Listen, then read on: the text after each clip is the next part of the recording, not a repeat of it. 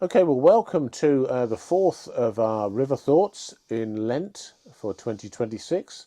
And we're going to use a different example this time, and then I'm going to see if Peter's got his usual profundity. Um, I'm going to take the story in Numbers 13 and 14 of the Old Testament, which is the story of testing out the promised land and the people who were in the wilderness and their response to it and what happened. And the significance of the number 40 in this is it actually comes up twice. First of all, spies were sent out to test out the land across the border, the promised land, and they came back with all sorts of positivity about what it was like. And I'm not going to unpack or read the whole reading in Numbers 13 and 14. I can leave that to your reflection in Lent. But the significance is that they spent 40 days there and they came back and reported. But the end result of it was that the people grumbled and moaned and groaned in such a way that the Lord's response was almost, but not the same as the Noah one, in that he was not happy with them. The only people he was happy with were the two who'd gone and tested out, particularly Caleb and Joseph, who'd gone into the promised land and sorted it all out and come back.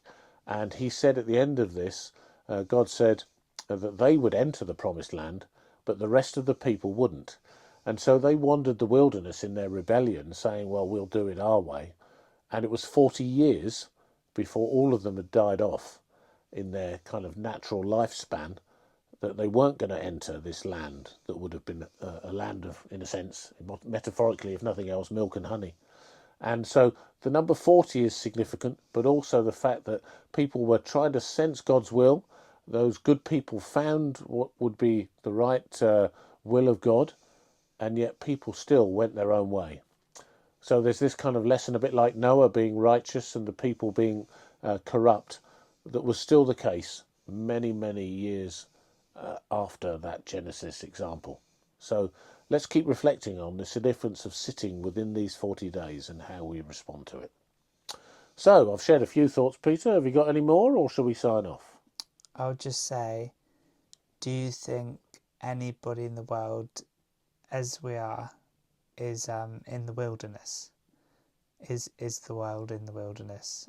I Or think a lot of people might be, but it isn't for you and me to judge, would be my oh, okay, comment on that one. I think a lot of us, I think believers, people of faith, often go through times when they feel far from God and other yeah, times when they feel close to God. Sometimes that distance may well be because they're just out of sync and not doing things they should do.